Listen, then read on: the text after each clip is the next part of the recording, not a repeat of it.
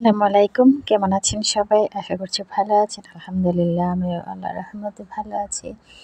তো আজকে একটু বাজার করেছি, সেই বাজারটাই আজকে আপনাদের সাথে শেয়ার করব। রান্নাবান্না করে রেখে গিয়েছিলাম সকালবেলা।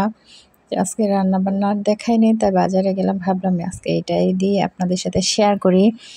তো এই তো আমি আজকে বাজারের থেকে অনেকগুলো মাছ এনেছি, আর সবজি ছিল না, আর সবজিও নিয়ে আসছি।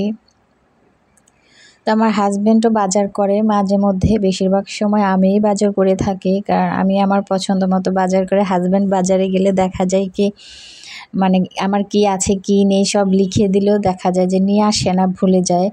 তা আমার আবার বারবার আমার যেতেই হয় নিচে। ও যেহেতু অফিস থেকে সময় খুবই কম পায়, দেখা যায় যে আমাকে আবার আনতেই হয়, সেজন্য আমিই যাওয়ার চেষ্টা করি।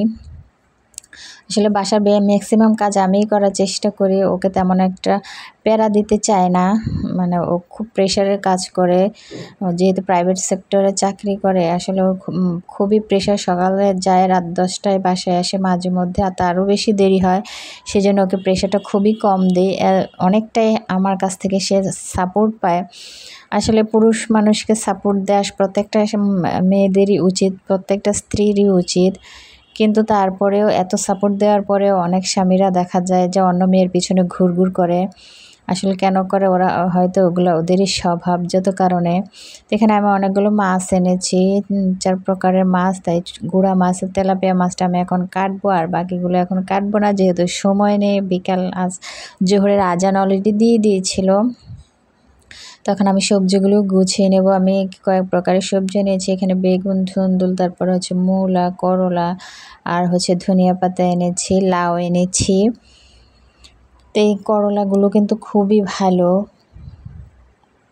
ছোট ছোট দেশি করলা বলে, এগুলো ভাজি করলে কিন্তু খুবই মজা লাগে। আর হচ্ছে এখানে টমেটো আর গাজর ছিল, তা আমার মেয়ে আবার গাজর খাওয়ার জন্য করতেছে, তা ওকে আবার বের করে দিব খাওয়ার জন্য।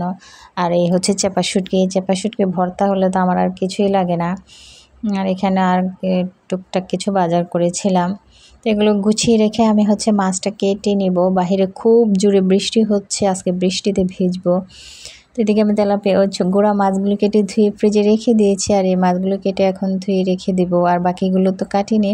তো এই যে আজকে রুই মাছ রান্না করেছি, আর হচ্ছে কচু শাক রান্না করেছি, এই দিয়ে আজকে চালিয়ে দেব। তারপরে এগুলো রেখে আমরা এখন ছাদে যাব গোসল করতে, আমার ছেলে আর মেয়েকে দুজনকে নিয়ে। প্রচণ্ড বৃষ্টি ছিল, কিন্তু আমরা ছাদে আসা মাত্রই মনে হচ্ছে বৃষ্টি উধাও হয়ে গেছে।